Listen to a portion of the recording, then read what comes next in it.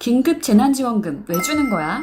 코로나19 사태로 각 지자체와 정부에서 지원금을 지급했어요. 아마 나라에서 돈을 왜 주지? 하며 궁금해하는 친구들도 있었을 거예요. 다른 동네는 현금을 주는데 왜 우리 동네는 지역화폐를 주지? 혹은 왜 사용처가 제한이 있지? 왜 마감일을 정해뒀지? 하는 의문이 꼬리에 꼬리를 무는 친구들도 있었을 거예요. 오늘은 이런 궁금증을 하나씩 정리해보도록 할게요. 첫 번째, 정부가 돈을 주는 이유는? 제가 돈을 100만원 벌었어요. 그 돈으로 A마트에서 쇼핑을 하면 A마트는 상품을 팔아서 수익을 내요.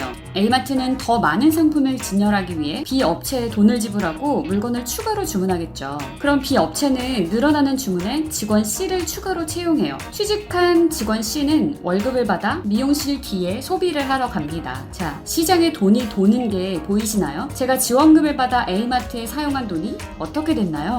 B, C, D에게 연쇄적으로 퍼져나가며 시중에 돈이 돌기 시작했죠. 이런 걸 바로 소비의 승수 효과라고 합니다. 여기에서 승은 수학에서 우리가 2의 2승은 4, 2의 3승은 8 할 때 그 승을 의미하고요. 한 사람이 100만원을 소비했을 때 사회적으로는 100만원보다 더 큰 소비 증가로 이어진다는 개념이에요. 자, 저는 100만원을 벌면 저축을 하지 않고 다 소비하는 사람이에요. 그리고 평균적으로 사람들은 소득의 80%를 소비하고 20%를 저축을 한다고 가정해 볼게요.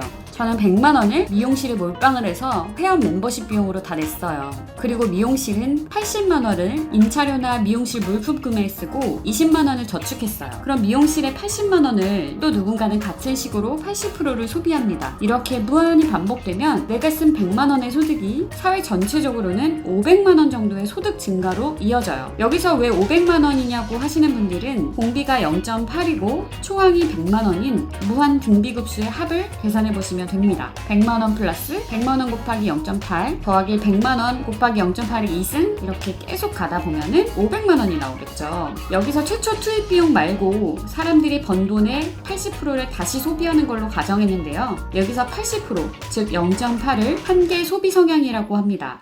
한계 소비 성향이 0에 가까울수록 저축형, 그리고 1에 가까울수록 소비형이라고 보면 되겠죠? 다시 돌아와서 한계 소비 성향이 0.8일 때 최초 변화량이 100만원이면 100만원 곱하기 5, 500만원. 여기서 5가 바로 그 승수가 되는 거예요. 최초 금액의 5배. 즉, 100만원을 소비했을 때 그 5배인 500만원의 소비가 늘어나는 효과가 발생합니다.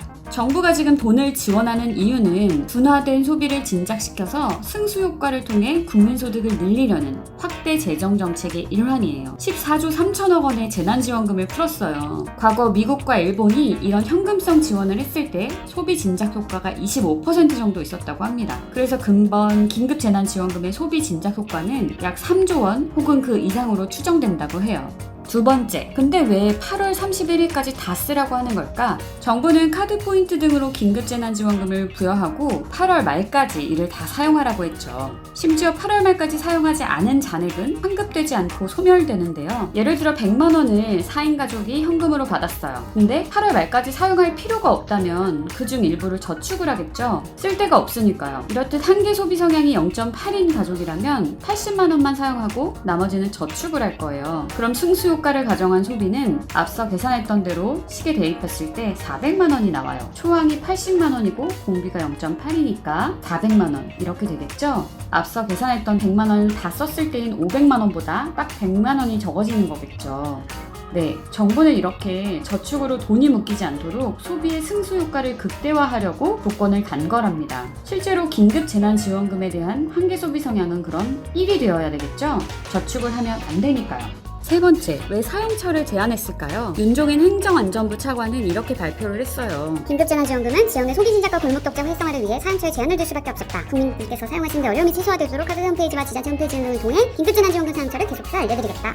백화점이나 대형마트, 온라인 쇼핑 등 대기업 자본이 많이 들어간 사용처는 제한을 했어요. 사실 대기업이 고용도 많이 하고 하청업체도 많고 원자재 규모도 커요. 그래서 승수 효과를 더 크게 볼 수도 있을 텐데요. 그런데도 제외한 이유는 지금 당장 여력이 없는 소상공인들을 우선적으로 지원을 해야 하기 때문이라고 합니다. 자, 긴급재난지원금을 EBS 내용과 살짝 연결해 볼게요. 경제학적으로 좀 보자면 1930년 대공황 이전에는 정부가 금리 정책을 통해 통화량을 조절하면 물가와 경기를 조절할 수 있다고 생각을 했어요. 기준금리를 높이면 개인이나 기업은 저축을 하거나 채권을 보유하려고 하고 돈을 융통을 안 하겠죠. 그러면 통화량이 감소하고 물가가 안정될 거예요. 반대로 기준금리를 낮추면 저축을 해도 이자율이 낮으니 채권을 현금화하게 되니까 통화량이 늘고 경기가 살아나는 원리죠. 그런데 대공황 때에는 기준금리가 이미 지나치게 낮아서 금리 정책을 아무리 펴도 물가가 안 살아나는 거예요. 이때 케인즈가 나타납니다. 케인즈는 기준금리가 이미 낮은 상황에서는 금리를 통한 통화량 조절보다는 정부의 확장적 정책이 더 유효할 수 있다고 봤어요. 이게 바로 실물 시장의 균형을 이루는 이자율과 국민소득의 조합 그래프예요. IS 곡선이라고도 하는데요. 침체기에는 이 그래프가 보시는 바와 같이 기울기가 엄청 가팔라요. 이자율을 낮춰도 국민소득이 크게 증가하지를 않죠. 이럴 때에는 금리 정책이 아무 의미가 없겠죠. 이럴 때 국민소득을 높이려면 어떻게 해야 할까요? 곡선 자체를 우측으로 이동해야 하는 거겠죠.